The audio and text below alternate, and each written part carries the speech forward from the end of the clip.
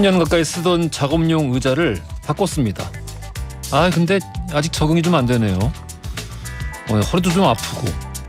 이걸 반품하고 쓰던 걸 계속 써야 하나 아니면 며칠 더 지켜봐야 하나 고민하는 중입니다. 직업이 책상 앞에 붙어서 장시간 일해야 되는 거라 이거 참 갈등이 많아요. 사실 주말 동안 이것만 생각했습니다. 여러분 같으면 어떻게 하실지 궁금하네요. 원래 쓰던 것도 이번에 바꾼 것도 기본적으로 굉장히 좋은 의자거든요. 혹시 오랫동안 같은 의자 쓰다가 바꿔본 경험 있는 분들 조언을 구하고 싶네요. 6월 7일 월요일 허지웅쇼 출발합니다. 저 이 노래 너무 좋아해요. 허지웅쇼 1부 첫 곡으로 들려드린 거군요. 브라운 아이즈의 위드 커피였습니다.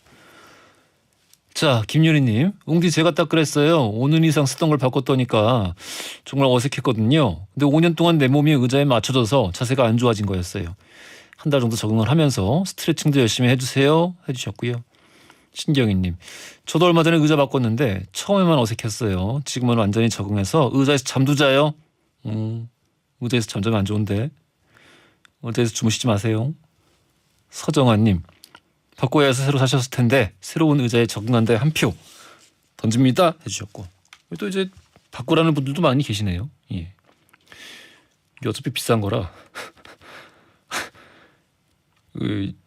반품 기간이 있더라고요. 예, 써보고 안 좋으면은 반품해라. 열흘인가. 그래서 일단 하루 이틀 더 앉아보려고요. 예. 자, 허지웅쇼에서는 여러분의 다양한 사연들 기다리고 있습니다. 짧은 건 50원, 긴 건 100원이 드는 문자 샵1035나 무료인 고릴라 또는 허지웅쇼 홈페이지 사연을 남겨주시면요 추첨 통해서 다양한 선물 보내드리겠습니다. 자, 월요일은 영화 법률 이야기를 나눠보는 신유진 허나몽의 무법지대가 있는 날이죠. 오늘은 장진 감독이 연출한 정재영, 이나영 주연의 2004년도 작품 영화 아는 여자를 만나보겠습니다.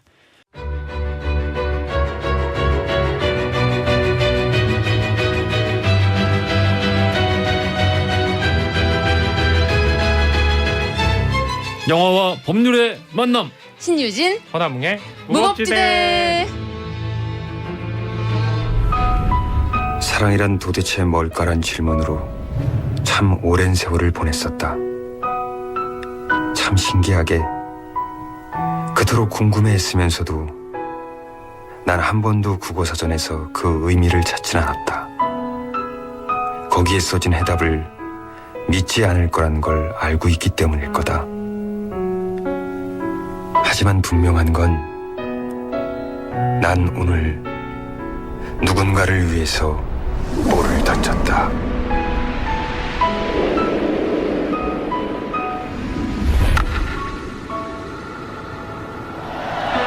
김영욱 씨입니다. 됐습니다. 동치성 원과 누대 볼을 반사적으로 잡아냈네요. 예, 오늘 동치성 크게 하나 잡아주는데요. 네, 동치성을 프로 두 번째 완봉승을 거둡니다. 2대0으로 승리하네요. 안 던지네요. 내가 살아서 던지는 마지막 공이다. 오늘의 내 모습을 내가 아는 여자도 날 아는 다른 모두도 잊지 못할 것이다.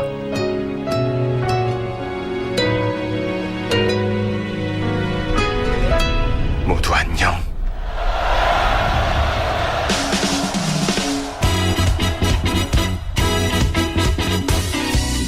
영화와 법률 이야기를 나눠보는 무법지대. 오늘은 장진 감독이 연출한 2004년도 작품 15세 관람한 등급 영화 아는 여자를 만나보겠습니다. 흥많은 변호사 신유진 변호사님 나오셨고요. 안녕하십니까? 네, 안녕하세요. 자, 정많은 평론가 1등 신랑감 허나몽 영화평론가님 나오셨습니다. 안녕하십니까? 안녕하세요. 아는 여자. 네. 저는 못 봤습니다. 아, 네. 지금 영화. 예고편에서 모두 안녕 이렇게 끝나잖아요. 예. 근데 사실은 그게 작별 인사가 아니라 알고 봤더니 대사라는 의미의 대사라는 반전이 의미? 있었던 그 대사거든요. 네, 그래서 제가 살짝 웃었습니다. 그러게 웃으시더라고요. 네. 너무 귀여워요. 그러니까 슬픈 대목이 아닌 거죠. 슬픈데 어. 그 슬퍼진 과정이 밝혀지면 되게 어이가 없어요. 그러니까 이게 이거를 알기 때문에 보는 사람들은 더 이 장면을 귀엽게 볼 수 있는 것 같아요. 그쵸. 이 지금 남자 배우공은 정말 막 심각한 상황인데 그쵸. 우리는 다 알기 때문에 맞아요. 이게 얼마나 귀여운 상황인지 얼마나 그렇죠. 어이없는 상황인지 알 수 있는 것 같아요. 저도 참 저를 모르겠는 게 네. 저는 뭐 1920년대 영화나 30년대 영화 이런 거 막 블루레이 나오면은 네. 다 해외 배송으로 사고 소장하고 막. 다 찾아서 보거든요. 그쵸. 영화들 어지간한 거는. 네. 네, 이게 제가 좋아하는 취향들이 또 있다 보니까 네네네. 그쪽 다 보는데 이상하게 로맨틱 코미디 못 보겠어. 맞아요. 그런 분들 계세요. 로맨틱 코미디를 막상 보면 제가 싫어했던 영화는 거의 없거든요. 근데 거기 앉혀놓을 사람이 없어 나를. 그렇죠. 나 그러니까 그 내 힘으로 내가 자의로 내가 오늘 로컬을 봐야지 라는 게 내 인생이 없어가지고 맞아요. 이 아는 여자 놓친 게 되게 아쉬운데 당시에 네. 극장에서 놓친 게 그 네. 이후로도 잘 안 보게 되더라고요. 지금 말씀하신 그런 부류의 사람이 또 있습니다. 장진 감독. 그래서 장진 감독이 아는 여자를 만들게 된 배경이 되게 재밌어요. 그 전에 뭐 기막힌 사내들, 간첩 리철진 뭐 이런 작품들 너무 신선하잖아요. 아니 간첩 이렇게 난파해가지고 무슨 일 벌일까 하는데 생활고를 굉장히 힘들어하잖아요. 그러니까 그런 진짜 식의 오래됐다 생각해 보니까 네, 개그 같은 걸 잘하는데 그래서 주변이 뭐냐면 그래 장진 감독은 다른 건 잘하지만 이 사람은 로맨틱 코미디 영화 못 만들어 라고 주변에 그런 편견이 있었대요. 그래서 그래? 내가 못 만들어? 내가 얼마나 잘 만드는지 보여줄게 라고 해서 만든 작품이 바로 아는 여자인 거죠. 근데 막상 장진 감독 영화 다 이게 보는 사람들은 네. 아는 여자를 되게 높게 평가하더라고요. 그렇죠. 맞아요. 영화적으로 가장 훌륭하다.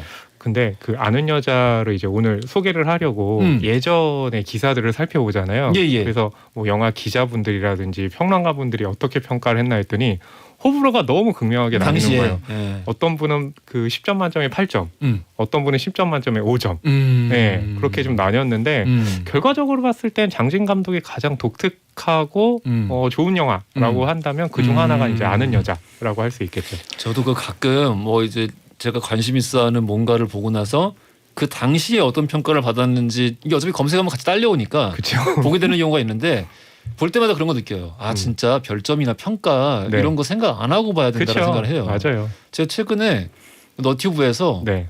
그 지리산이라는 그 대하 드라마를 우연히 봤는데 빨치산 얘기예요. 네네. 6.25 이후에 이제 빨치산 얘기인데 너무 잘 만든 거야 이 드라마를. 그렇군요. 말도 안 되게 너무 잘 만든 거야. 네네네. 이게 저기 80년대인가? 80년대 말. 네. 예.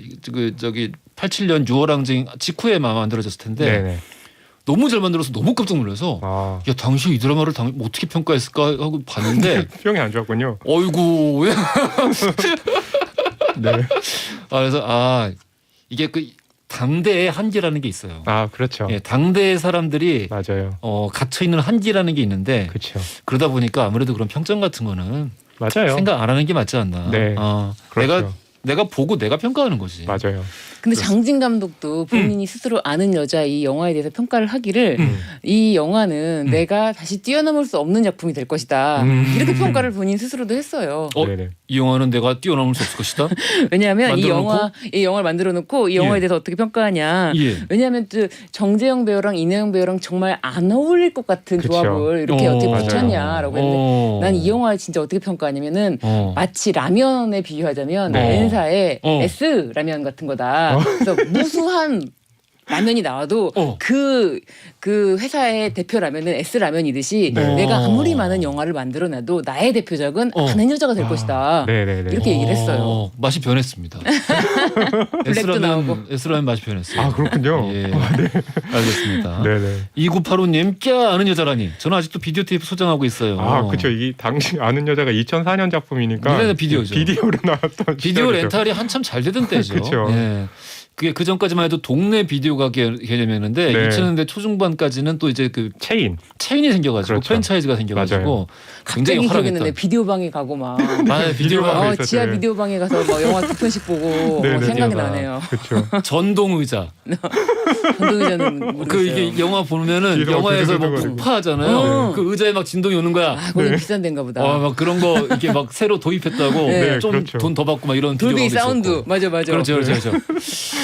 이런 얘기를 되게 신기한 얘기 하듯이 하게 되다니. 네, 그렇게 되네요. 얼마 되지 않은 건데 네. 사실. 김나연님 아는 여자를 못 봤어요? 예쁜 이나영 언니의 동그란 눈이 생각나는 영화예요. 그렇죠. 해주셨고 백성진님은 저는 아는 여자가 지금 제 아내가 돼서요. 22년 동안 알콩달콩 잘 살고 있습니다. 야, 이 얘기를 잘못 보면은 백성진님이 이나영 씨랑 원빈 씨인가? 네. 이름을 바꿔서 김세현님 제 인생 영화입니다. 네. 그러니까요. 이 본 사람들 중에 이 영화를 아주 굉장히 좋아하는 분들이 되게 많아요. 저는 그 이유를 어떻게 꼽냐면 보통 로맨틱 코미디를 못 보시는 분들의 이유가 하나가 뭐냐면 네. 한국 로맨틱 코미디는 일종의 이제 공식 같은 게 있어요. 그러니까 남자가 여자를 따라다니고 그리고 알고 봤더니 그 둘 중에 한 명이 시한부 인생이고 그래서 마지막에 막 눈물을 흘리게 하고 그런데 이 지금 아는 여자 장진 감독이 아는 여자는 그 공식을 비틀거든요. 그러니까 가령 극 중에 정재영 배우가 이나영 배우를 따라다니는 게 아니라 이나영 배우가 정재영 배우를 정말 절대적으로 좋아해서 따라다녀요. 네, 그 극 중에 정재영 배우는 그걸 안 받아주고. 그러니까 그걸 이제 바꾸는 건데 거기엔 또 사연이 있습니다. 네. 그리고 여기도 뭔가 아까도 이제 예고편에서 모두 안녕 이러면서 시한부 인생으로 눈물을 흘려야 되나라고 하는데 어이없게도 그것이 아니라는 게 밝혀지거든요. 그러니까 뭔가 이제 그 익숙한 관습들을 그렇죠. 장진 감독이 일부러 이제 그런 것들을 배치를 해놓고 맞아요. 하나하나 다 깨부쉈거든요. 그렇죠. 네. 그래서 이제 평가가 좋았던 거죠. 알겠습니다. 당시에 서울 관객 36만 명, 전국 85만 명. 실패했던 거죠. 잠깐 근데 이 당시에 이 정도면 실패인가? 그래도 저기 원금 회수했을 것 같은데. 왜냐하면 예. 장진 감독은 그 당시에 어떤 분위기였냐면 장진 감독이 제작사를 낸 필름이 이수다라는 맞습니다. 데가 있어요. 거기 보면 이제 웰컴 투 동막코리안 작품도 그 1년 후에 거기서 굉장히 제작을 크게 했죠. 성공을 했고 그 전에 보면 아까 말씀드렸듯이 뭐 간첩 리처치, 기막힌 사내들 그러니까 만드는 작품마다 평도 좋았고 그렇게 관객들도 많이 들었거든요. 그래서 무슨 일이 있었냐면 필름 이수다는 자신들이 만들 라인업을 미리 발표했어요. 2, 3년 후의 작품을. 그런 데가 많지 않잖아요. 마블. 네, 그러니까 후에 그런 데가 이제 하듯이 장진 감독이 제작사로 있었던 필름 이수다에서는 그런 식으로 미리 막 라인업을 발표했어요. 야심차네요. 그렇죠. 거기다가 장진 감독의 영화에 이나영 배우가 출연한다. 이건 누가 보더라도 기대작이잖아요. 그런데 100만이 좀 안 됐다라고 하는 것은 장진 감독의 당시에 유명세에 비하면 실망스러운 그런 성적이었죠. 다소 그렇죠. 실망스러울 수 있는 성적이었네요. 당시에 보셨어요, 변호사님? 네, 저는 당시에 봤습니다. 당시에 이나영 배우가 저는 이때가 아마 최고 절정기가 아닐까 싶은데 진짜? 그 왜냐하면 2004년도 영화고 2002년도에 드라마 내 멋대로 해라라는 드라마에서 정말 신선한 저런 캐릭터는 지금까지 없었다 할 정도의 캐릭터를 이나영 배우가 보여줬고 이제 그 이미지를 통해서 4차원 이미지라는 4차원 캐릭터라는 그 이미지가 이제 있었는데 이 영화에서 그걸 또 받은 것 같아요. 일부. 왜냐하면 전통적인 여성이 아니거든요. 여기 아는 여자는 전형적인 로맨틱 코미디 여자 주인공이 아니고 정말 뭐랄까 이 남자를 좋아하면서 혼자서 이 남자에 대한 마음이 너무 큰 거예요. 그래서 막 혼자서 온갖 라디오에 사연을 보내면서 이 남자에 대한 마음을 자기가 스스로 드러내고 막 그리고 되게 엉뚱한 이야기를 한다거나 막 그런 모습들이 정말 이 영화를 그 딱 이나영 배우만이 할 수 있는 게 아닐까? 다른 여자가 하면 좀 어색할 수도 있다. 왜냐하면 또 한 가지가 뭐냐면 로맨틱 코미디에서 보통 이제 뭐 여자가 술을 취하고 엽기적근에서도 그렇지만 남자가 뭐 여자를 술 취한 여자를 이렇게 어떻게 도와주면서 그래야 되는데 여기는 반대입니다. 첫 장면부터. 남자 주인공이 술이 취하고 여자 주인공이 그 남자 주인공을 여관에 데려다 줘요. 어떻게 데려다 줬냐라고 하니까 봉투에 담아서 사람을요? 봉투에 담아서 데리고 왔어요. 막 이런 식으로 이거 안 그렇게 왔을까 봐요. 막 이렇게 얘기하는데 그게 너무 귀여워요. 그렇죠. 수가 없구만. 근데 지금 그 신유진 변호사님이 언급한 장면이 말 그대로 엽기적인 그녀에 나왔던 그 장면을 아까 뒤집어서. 말씀한 것처럼 뒤집어서 한 건데 그러니까 그 영화를 보게 되면 그 뒤집는 것들이 굉장히 많아요. 그중에 또 하나가 뭐냐면 이 극 중에 정재영 배우가 연기한 동치성이라는 인물이 그 당시 이제 오비베어스 지금은 두산 베어스인데요. 거기에 이제 선수거든요. 근데 보통 그 후에는 뭐 우행시라든지 국가대표라든지 스포츠 관련한 영화들이 크게 성공했잖아요. 근데 그 전에는 스포츠 관련한 인물이 등장하거나 스포츠가 소재면 흥행하기 어렵다라는 게 있었거든요. 근데 그것까지 끌어들인 거예요. 그래서 이제 장진 감독은 아무튼 뭔가 이런 공식처럼 잡혀 있는 것들을 다 깨겠다라고 야심차게 만들었던 건데 스포츠 선수가 등장해서였나요? 성적은 좋진 않았죠. 그리고 로맨틱 코미디의 남자 주인공은 여자들이 이제 보면서 되게 흠모해야 되는 보기만 해도 흐뭇해져야 되고 흠모해야 되고 막 늑대 유혹의 강동원처럼 그렇게 해야 되는데 여기서 동치성은 전혀 그런 사람이 아니에요. 여자친구 헤어져 가니까 막 여자친구한테 막 낙엽 던지고 막 그런 걸 상상하고 있고 욕하고 막 막 이런 정말 여성 관객들의 마음을 훔칠 수 없는 여성 관객들의 마음을 놓아버리는 네, 그런 그렇죠. 캐릭터였어요. 그래서 로맨틱 코미디에서는 이런 남자가 주인공일 수가 그렇죠. 없잖아요. 그걸 완전 있겠죠. 변호사님이 말씀하시면서 내 멋대로 해라를 언급해가지고 네. 내 멋대로 해라 다시 보고 싶네요. 아, 네. 너무 재밌었죠. M본부에서 블루레이로 다시 내줬으면은 좋겠다는 생각이 들고 네. DVD가 화질이 별로 안 좋아요. 맞습니다. 그렇군요. 진짜 안 좋죠. 예. 가지고 계시군요. 두 아 분은. 그럼요. 전 DVD는 아니고 전 다시 보기로 이렇게 봤는데 화질이 좀 많이 안 좋더라고요. 고복수, 네. 양동근. 양동근 고복수. 네. 전경이. 거기서 이제 전경이. 신구 아버지, 윤여정 어머니. 네. 진짜 대사들이. 저는 사실 윤여정 어머니 그 예. 때문에 다시 봤거든요. 왜냐면 윤여정 특집, 윤여정 특집 하느라고 예. 그때부터 그 이미지도 정말 복수와 어머니와의 그 계속 이어지는 대사. 보세요. 두 분 지금 아는 여자 얘기하는데 내 멋대로 얘기하고 내 멋대로 해라 얘기하고 이러니 아는 여자가 당시에 흥행에 성공하겠어요? 내 멋대로 해라 할까요 오늘? 자 알겠습니다. 네. 자 아는 여자 줄거리 영화가 오래됐습니다. 네. 줄거리 여러분들 기억을 되새길 수 있게 네. 한번 풀어주시죠. 네. 극 중에 정재영 배우가 연기한 동치성이라는 인물은 한때 잘 나가는 야구 선수였지만 지금은 그렇지 못합니다. 왜냐하면 1년 뒤에 죽을 거라는 그 사실 때문에 거의 인생을 포기했어요.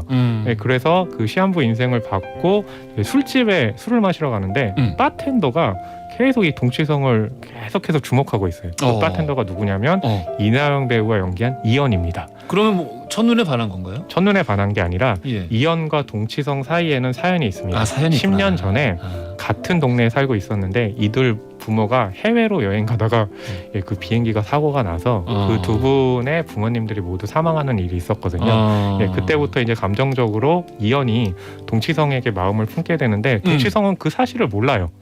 그래서 이연이 계속해서 따라다니거든요.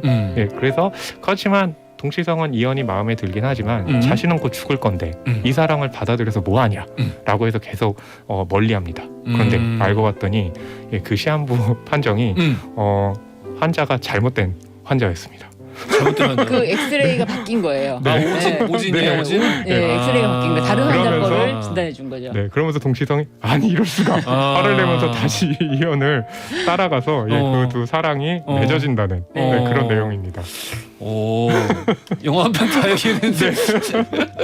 근데 처음에 관객도 한 중반까지는 이 사람이 시한부인 줄 알 수밖에 없게끔 해놨는데 그렇죠. 그래도 뭔가 설마 하는 그런 마음이 있었잖아요. 근데 이제 뭐 그 반전이 중요하다기보다 그 거기까지 그 여정에서의 둘의 모습이 더 중요한 거니까. 그렇죠. 한이연. 그래서 남자는 시종일관 심각하고요. 네. 여자는 시종일관 발랄하고 귀여워요. 맞아요. 그리고 그런 심각하고 이상한 남자를 왜 좋아하지?라는 의문이지만 이나영이 워낙에 여기 영화의 캐릭터에서도 독특한 캐릭터거든요. 그래서 이제 이 남자가 처음에 집에 이사 와서 떡을 주러 왔을 때 이 남자가 특이하게 야구 신발을 신고 있어가지고 그 발자국 수를 기억했다가 39발자국 거리에 우리가 살고 있다. 그렇죠. 막 이러면서 그런 집에 가까운 거리에 살고 있는 오빠인 거죠. 아는 오빠. 혼자만 이게 아는. 그러네요. 비슷한 부분이 있네요. 내 멋대로 해라랑. 이게 내 멋대로 해라도 그렇고 아는 여자도 그렇고 남자가 되게 평범하게 생겼어. 맞아. 나야 내가 되게 평범하게 생겼는데 이나영처럼 어디 하늘에서 내려온 선녀같이 생긴 여자가 나를 막무가내로 좋아해. 나에게 끝없이 나를 위해서 계속 희생하고 이런 판타지를 자극하는 이런 영화들 때문에 많은 평범한 남자들이 빨리빨리 짝을 찾지 못하고 환상을 갖고 그래서는 안 됩니다. 저한테 하시는 그런 일은 일인가요? 없어요. 아니, 심지어 그 그런 일은 벌어지지 않아요. 그 영화의 캐릭터를 저는 어느 정도 차화영화였다고 말씀을 드리는 게 그 드라마 내 멋대로 해라에서 술 취한 이동건을 2번이나 업어가지고 집에 데려다 주거든요. 여기서도 그런 장면이 살짝 나오죠. 그래 알겠습니다. 자 여기서 돌발 퀴즈 드리겠습니다.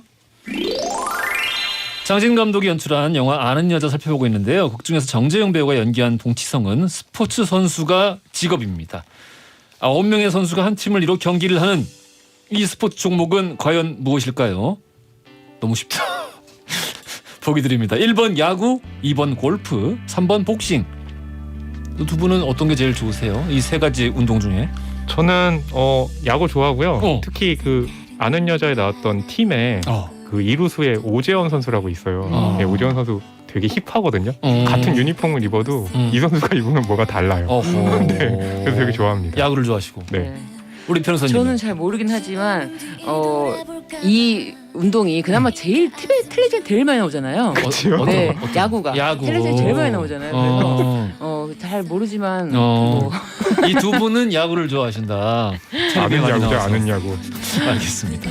전화하시는 분들 짧은 건 50원, 긴 건 100원이 되는 문자 샵 1035나 무료인 고릴라 보내주시면 추첨 통해서 선물 보내드리겠습니다. 자, 데이라이트의 아는 여자 들으면서 입으로 갈게요. 허지용 쇼.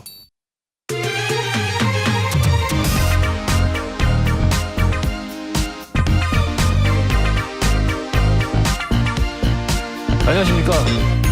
허지용입니다. 안녕하세요. 허지웅입니다. 매일 오전 11시 SBS 103.5MHz 러브 FM 허지웅쇼. 세상을 향한 유쾌한 궁금증 허지웅쇼. 자, 출발합니다. 허지웅쇼 2부로 돌아왔습니다. 무법지대. 오늘은 장진 감독이 연출한 2004년도 작품이죠. 정재영, 이나영 주연의 영화 아는 여자 살펴보고 있고요.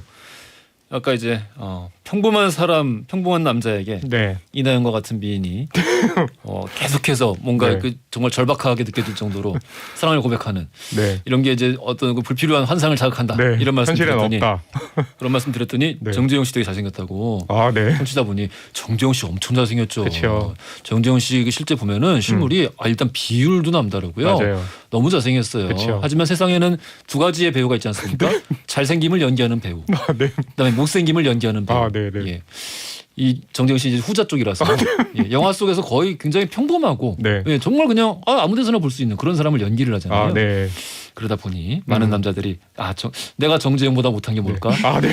이런 생각, 이런 불필요한 생각을 하면서 아, 네. 영화를 보게 된다. 그러니까 정재영 배우가 그 초창기 2000년대 초반에는 그러니까 장진 감독 같은 그 분의 아는 여자 이런 로맨틱 코미디에 출연을 했다면 그러니까 최근 뒤에 이제 들어서는 홍상수 감독의 잘 알지도 예. 못하면서 같은 작품처럼 이제 뭔가 판타지에서 현실로 이동한 듯한 그런 연기를 하고 있는 거죠. 아는 여자 얘기하니까 많은 분들이 역시 그러니까 영화 좋아한다니까 사람들이. 그렇죠. 네. 서원진님이 아는 여자 너무 재밌어요. 특히 저는 이나영 씨가 장재영 씨에게 정재영 씨인데 네. 정재영 씨에게 약주려다 코 파는 거 보고 코 파지 마요 아, 네. 하는 장면이 너무 기억에 남아요. 네. 이혜연님은 야 풍 온다라는 대사가 제일 기억에 남아요. 장진 감독의 카메오였죠. 네. 김윤희님 영화를 떠올리기만 해도 기분이 말랑말랑 좋아져요. 주말에 꼭 다시 봐야겠어요 하셨고 김혜경님 오늘은 허지웅쇼에서 제가 아는 영화가 나와서 행복하네요. 야구 이군 선수와 바텐더와의 코미디 영화 참 재밌게 봤습니다. 다시 한번 보고 싶은데 어디서 볼 수 있나요? 참고로 저는 50대 여성입니다 주시는데요. 그 되게 네. 그 TV 보시는 그 서비스 업체들 다 VOD 서비스라는 게 있잖아요. 그렇죠. 그 VOD 서비스 가서 아는 여자 검색하시면 나올 겁니다. 네, 맞아요. 예, VOD 서비스로 다 서비스가 되고 있습니다. 네, 여기 이제 제가 흥미로웠던 그 댓글이 뭐냐면 서은진 님이 코 파는 거 보고 코 파지 마요라고 이제 이내영 배가 하는 얘기. 신유진 변호사님은 이걸 명대사로 꼽으셨더라고요. 네. 맞다. 그럼 얘기 나온 김에 명대사로 영화 얘기해 봅시다. 이 영화의 명대사. 저도 이분처럼 이 장면이 너무 인상적인 거예요. 이 장면이 딱 이제 이 남자는 시한부 인생을 살고 있었던 그쵸. 거에서 반전이 사실 우리는 있다라고 보이는 부분인데 이게 이제 이 사람이 빈혈로 막 쓰러지거든요.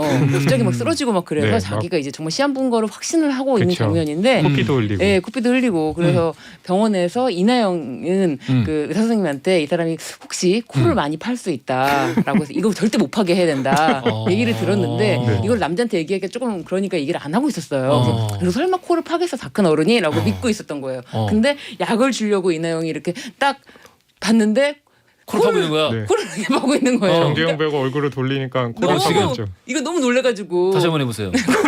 여기까지. 보는 라디오 보시는 분들 나 좀 걸그룹 안무인 줄 알았어. 누가 코를 걸그룹 파요. 그 정도로 심각해 보이니까 이나영이 정말 약끝을 떨어뜨리면서 정말. 한약끝 떨어뜨려서 코 파지 마요. 안 돼요. 코 파지 마요. 그런 거예요. 사랑스럽긴 하다. 근데 너무 귀여워요. 정말로 변호사님 코 안 파 보셨나 봐요. 왜요? 저희는 당연하게 예. 쉽게 파니까. 저희라고 하지 마세요. 저는 코를 파지 않습니다. 죄송합니다. 예, 예. 네, 제가 코를 아닌데. 평소에 잘 푸시면 됩니다. 아, 네. 네, 그 말씀하신 것처럼 그래서 코 파지 마요라고 할 때 좀 절절하긴 한데 예. 그 감정이라는 이제 코믹하기 위해서 너무 그렇지. 오버하면 안 되잖아요. 네. 근데 이나영 배우가 그 아는 여자에서 하기 힘들었던 연기들이 보통 그런 거래요. 그러니까 감정을 굉장히 이입을 해가지고 감정적으로 올라오는데 장진 감독은 계속 그걸 누르는 거예요. 그렇지. 그래서 이 영화에서 뭐가 있냐면 동치성 그 배우가 자꾸 극 중에서 이나영 배우가 연기한 이연이 따라오는데 그걸 받아들일 수 없잖아요. 그러니까 너무 화가 나는 거예요. 그래서 술을 너무 마시다가 주정을 한 다음에 이연에게 사랑해요라고 얘기하라고 자꾸 이렇게 강압적으로 얘기를 해요. 어허. 그때 이제 이나영 배우가 정말로 와서 귓속말로 사랑해요 얘기를 하거든요.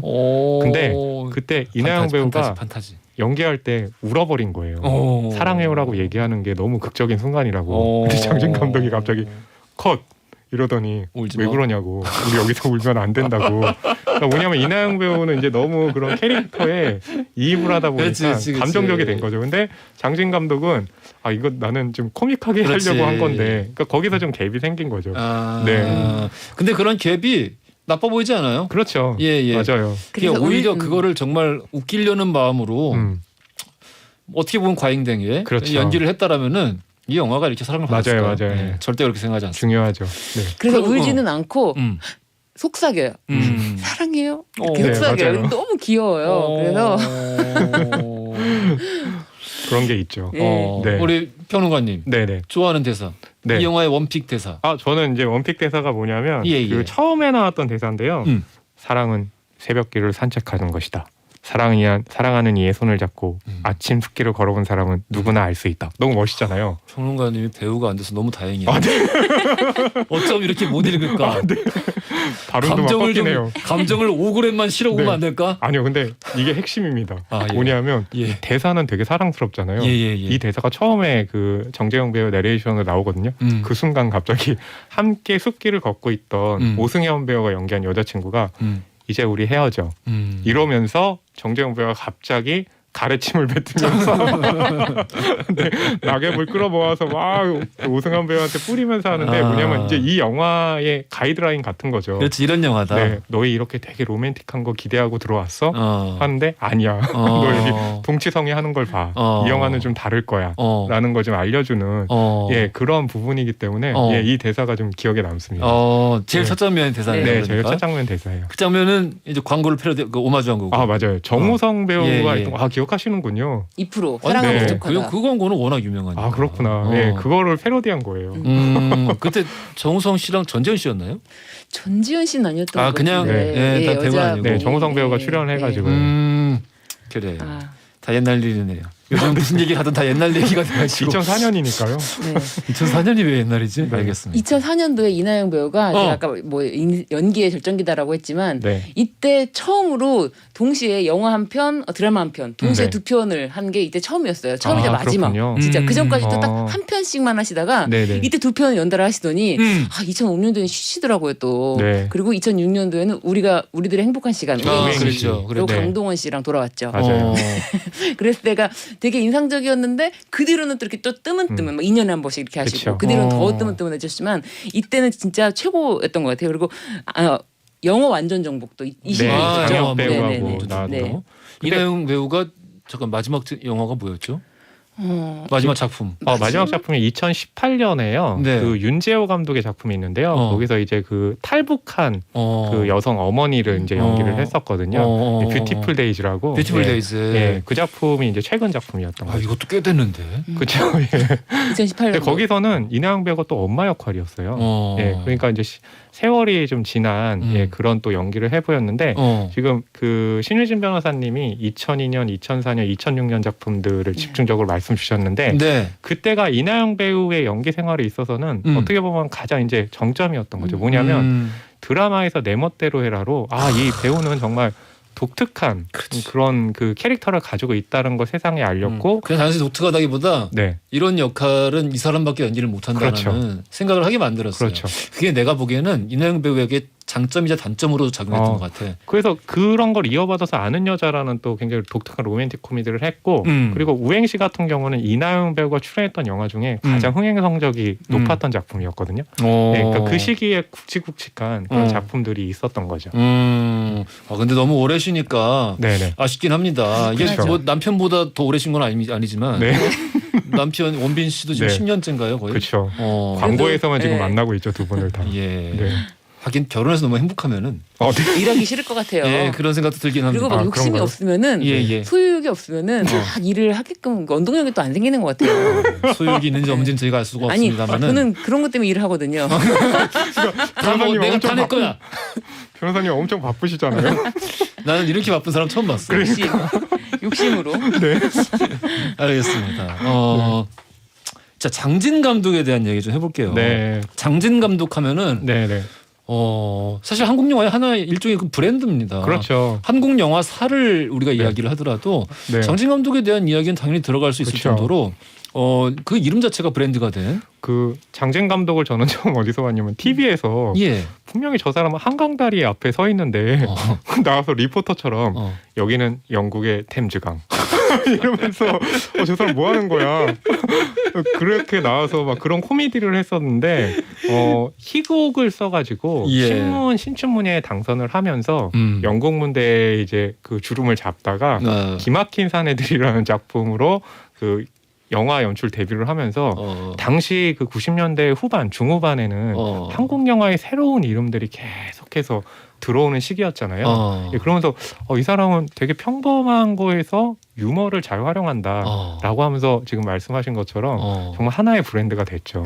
그래서 저는 그런 개그 되게 좋아하거든요. 네. 한강에서 네. 한강에서 찍으면서 여기는 템즈강 네. 아니면 어디 선주교 가가지고 네. 여기는 뽕내뿌다. 그렇죠. 이런 거 되게 좋아하는데 맞아요. 네. 진짜 이게 딱 그 본인만의 그 개그 철학이 있고 그렇죠. 그게 또 영화 속에서도 잘 풀렸는데 네. 어느 순간부터 조금 좀 슬럼프긴 해요. 그렇죠. 그러니까 그 이제 우리는 형제입니다라는 작품이 2014년인데 장진 감독의 단독 연출로는 이제 그 이후에는 장진 감독의 작품을 지금 보고 있지 못하거든요. 예, 근데 2016년에 그 K본부 예능 프로그램에서 출연진들이 이제 영화를 만들려고 할 때 장진 감독이 도와줘가지고 했던 작품은 있지만, 예, 우리는 형제입니다가 이제 마지막인데 어떻게 보면 이런 코미디가 좀 흐름이 바뀐 것 같아요. 왜냐하면 뭐 극한 직업이라든지 같은 작품이 크게 성공을 했잖아요. 예, 그러면서 이제 관객들이 대중들이 원하는 코미디의 감성이 바뀌어서 장진 감독이 그 이후로는 좀 지금은 이렇게 물밑에서 움직이는 예, 그런 상황이 된 거죠. 네. 이 영화 속에 이 영화 오랜만에 보신 분들은 좀 네. 놀라는 대목이기도 한데 네. 정재영, 이나영만 기억을 하는데 사실 네. 이 영화를 오랜만에 보면은 네. 이 배우가 네. 여기 나왔어? 네. 라면서 놀라는 지점들이 있어요. 그렇죠. 이민정 배우라고. 네. 이민정 배우라고 소개를 해도 되는 겁니까? 왜냐면 이 영화를 보면요. 아는 배우? 이민정 배우가 여기서 영화에서 되게 짧게 이나영 배우의 친구로 나오는데 이나영 씨 친구로 너무 반가운 얼굴, 예. 너무 반가운 얼굴이지만 역시 이 당시에는 확실히 그게 있는 것 같아요. 대세가 있는 것 같아요. 이때는 이나영 씨가 대세였기 때문에 이나영 씨 이외에 다른 여자분들은 다 아무 안 보여. 눈에 안 보이게 딱 블러 처리가 딱 돼요. 그런데 이민정 씨 여기 이민정 씨가 나와 네. 라는 이야기를 듣고 본 사람들도 결국은 못 찾는다고 얘기를 하던데. 그 정도로 이나영 씨의 아우라가 이제 셌다. 네. 그래서 그게 딱 있잖아요. 여자 배우들이 두 명이 딱 나오면 한 명이 보이면 한 명이 안 보이거든요. 아예. 진짜요? 그렇게 보여요. 아, 그렇군요. 아니 네. 그럴 리가. 네. 근데 당시에 이제 이민정 배우가 굉장히 어릴 때고 아직 젖살이 빠지지 그렇죠. 않은 시기래 가지고 그래서 네, 잘 이렇게 좀 눈에 보이지 않고 맞아요. 근데 아까 웃겼던 게 이나영 배우라고 하실 때요. 그러니까. 이민정 배우라고. 신유진 변호사님이 제 눈치를 이렇게 잠깐 보면서 약간 무시하는 거 아닙니까? 이민정 배우를 너무 무시하는 거 아니에요? 알겠습니다. 네, 이민정 배우도 있고 이제 지금은 단독 주연으로도 자주 출연하는 유승용 배우 있잖아요. 맞아요. 예, 여기서 이제 유승용 배우가 은행 강도. 네, 은행 강도 역할로 이제 잠깐 이제 네. 출연하기도 하는데 장진 감독에게는 일종의 사단이라고 있어가지고 그렇습니다. 네, 정재영 배우, 뭐 유승용 배우, 신하균 씨도. 신하균 배우 등등 이렇게 좀 많이들 출연을 했어요. 예, 그래서 이제 이 정재영 배우가 이 영화 아는 여자의 동치성이라는 이름으로 출연했는데 동치성이라는 이름은 장진 감독이 영화를 보게 되면 예, 항상 자주 등장을 나옵니다. 해요. 예, 예. 그래서 이 정재영 배우가 그 다음 작품으로 장진 감독의 거룩한 계보에 출연했거든요. 그때도 이름이 동치성. 그래요. 네, 그런 식으로 지금 자기 브랜드를 쌓아갔던 거죠. 본인도 직접 이 영화에 나오고. 맞아요. 네, 그렇죠. 네. 아까 이제 풍원해. 풍원다. 이게 바로 장진 감독의 까메오였죠. 한때 그런 영화 많았어요. 네. 예, 그 히치콕 때문에 그렇죠. 그 이후로는 이렇게 영화 속에 자기 인장 찍듯이 카메오로 네. 감독이 출연하는 경우가 많았었는데 요즘에도 이제 거의 안 하더라고요. 그렇죠. 근데 아까 네. 그 얘기 했었잖아요. 그 발자국으로 39발자국 간다고. 예예예. 예, 그것도 히치콕 감독의 오마주예요. 그렇습니다. 3국계단이라는 작품이 있는데 예, 그거를 거기다 끌어들인 거죠. 39계단. 네. 아, 이게 되게 영화는 재밌어요. 와, 오마주의 그 향연이네요. 네. 자, 9714님, 야 아는 여자라니 일 끝내고요. 동대문 쪽 영화관에서 새벽에 영화 보다가 펑펑 네네. 울었던 기억이 있는. 다시 봐도 좋은 영화네요. 잊혀지지 않는 이름 동치성. 근데 동치성에게 다른 사람의 진료 결과를 알려준 의사쌤은 법적으로 어찌 되는지도 조금 궁금하네요. 이분에게는 사실은 손해배상 청구를 할 수가 있어요. 손해배상 이게 이제 의료 그 진료 결과 엑스레이 촬영 그 촬영물이 바뀌었는데 네. 이 환자는 그것도 모르고 진짜 사실은 엄청 큰 손해를 봤거든요. 그쵸. 자기가 사실은 2달이라 그랬어요. 시한부 당 2달 후에 죽을 거다 이렇게 하니까는 집을 담보로 해가지고 대출을 받아요. 1억을. 그쵸. 그래서 돈 다 썼다고 막 맞아요. 그런 얘기도 나오고 하는 걸 보면은 굉장히 큰 손해잖아요. 그리고 2달 동안 사실 실에 빠질 수도 있고. 네. 그래서 사실 법률적으로는 나에게 잘못된 진료 결과를 알려줌으로 인해서 내가 받은 정신적 피해 보상 이거에 대해 손해배상 청구를 할 수가 있습니다. 아 그래요? 네. 근데 이게 승소 확률이 있나요? 손해배상 청구를 할 수 있는데 사실 예. 우리나라는 정신적인 손해배상에 대한 액수가 굉장히 작아요. 얼마나 작을까요?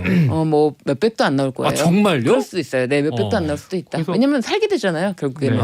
네. 실제로 국중에 보면 동치성이요 2군에 있다가 정말로 원했던 투수를 뛰라고 경기를 하거든요. 근데 결정적인 순간에 내가 잘하면 뭐해? 이제 곧 죽을 텐데 라고 하고 공을 엉뚱한 데다 던져가지고 예, 팀의 승리를 날려버리거든요. 그것도 손해가 엄청 맞아요. 막심한 거죠. 전에 다큐에서 유명한 그 외국의 의사 선생님 그 나오는 그 이제 특정한 주제의 다큐가 있는데 네네. 의사 선생님이 이제 거기 인터뷰어로 나와가지고 네네네. 자기 얘기를 하는데 되게 좀 인상 깊었거든요. 그 장면이 그 오진을 한 거야. 그러니까 네네네. 그 에이즈다, 네. HIV 바이러스가 네네. 그 발견했다, 에이즈다라고 이제 판정을 했는데 그렇게 해서 한 5, 6개월 이렇게 있다가 뒤늦게 그게 그 오진율이 그러니까 그 뭐야 저기 그 검진하는 키트가 있을 거 네네네. 아니에요. 그게 1%가 되는데 그 1%였던 거야. 그 거기에 사람이. 들어갔군요. 그래서 불러서 너무 죄송하다고 이게 저기 뭐야 특별히 진짜 그 어떤 그 과정상에 누가 실수를 인한 오진이 아니라 네네. 실제 이게 원래 그 발생하는 확률적으로 네. 발생하는. 확률적인 발생하는 오진이다라고 얘기를 했는데 이 사람이 너무 슬퍼하는 거야. 그 이후로도 너무 힘들어해서 정신과 처방을 따로 받고 그러는 거야. 왜냐하면 그 6개월 동안 네네. 자기는 그 정체성이 완전히 그냥 자로잡힌 거야. 그렇겠네요. 나는 에이즈 환자고 내 인생은 이미 그렇죠. 지금 다 이미 정리가 끝났고 그랬는데 갑자기 너는 정상이라고 그러니까 완전 멘붕이 된 거예요. 네네네. 그런 경우와도 비슷할 수 있겠네요. 왜냐하면 네. 결과적으로 너는 병이 없는 거니까. 네, 그런 경우랑 비슷한데 우리나라는 그 위자료 인정한 손해배상 액수가 굉장히 작고 외국 같은 경우는 굉장히 큽니다. 네, 그런 부분에 좀 차이가 있어요. 그리고 이제 여기서는 뭐 오히려 좋은 결과로 해피엔딩으로 됐기 때문에 우리나라는 위자료 청구가 작아질 수밖에 없는데 예를 들면은 설명 의무 위반으로 뭐 다른 장기에 손상이 일어나는 수술을 했다 이럴 경우에는 손해배상 액수가 좀 커지죠. 근데 한국 같은 경우에 이런 종류의 의료 분쟁 소송들이 많은 걸로 알고 있는데 뭐 다른 나라도 마찬가지로 많은 걸로 알고 있는데 승소하는 경우는 잘 없죠. 승소하는 경우는 입증 책임 때문에 그게 예. 굉장히 어렵다. 그런데 어렵다. 잘 없다가 아니라 그 승소 우리가 청구하는 금액이 워낙 큰데 뭐 1억, 2억 청구를 하는데 받는 돈이 뭐 몇백 아니면은 뭐 겨우 1,000만 원 이렇게 작으니까 그걸 패소라고 생각하는 거지. 또 그건 또 전적으로 패소라고 생각하진 않거든요. 승소가 없진 않고. 그럼요. 근데 합의금 액수가 많이 줄어든다. 판결 금액이. 네. 판결 네. 금액이. 네. 그러니까 이제 주로 우리가 의료 소송에 대해서 보게 되는 이야기들이 네. 대부분 그런 얘기거든요. 네. 예, 한국에서는 못 이긴다. 예, 이런 얘기들도 많이 이제 인터넷상으로는 많이 보게 되고. 그렇죠. 그 액수가 너무 작으니까 거의 뭐 이겼다고 보기 어려운 그런 액수다라고 생각하실 수도 있고 일단 입증이 매우 어려워요. 그래서 CCTV 얘기가 나오는 거죠. 근데 미국이나 다른 네. 나라 같은 경우는 왜 네. 그렇게 천문학적인 액수가 보상금이 나오는 거예요? 일단 그거는 이제 그렇게 보도된 거 그렇고 그리고 입증 책임 부분에 있어서 우리나라는 상당 인과관계를 취하는데 그 부분에 대해서 원고가 일단은 입증 책임에 다 전부 있기 때문에 그래요. 입증 네. 책임이 원고에게 다 있기 때문에. 네. 우리나라에서는 원고한테. 우리나라에서는. 네. 아, 알겠습니다. 그 부분은 언제 기회 되면 그 부분만 따로 또 떼가지고 네. 얘기를 좀 해봤으면 좋겠네요. 네. 흥미롭습니다.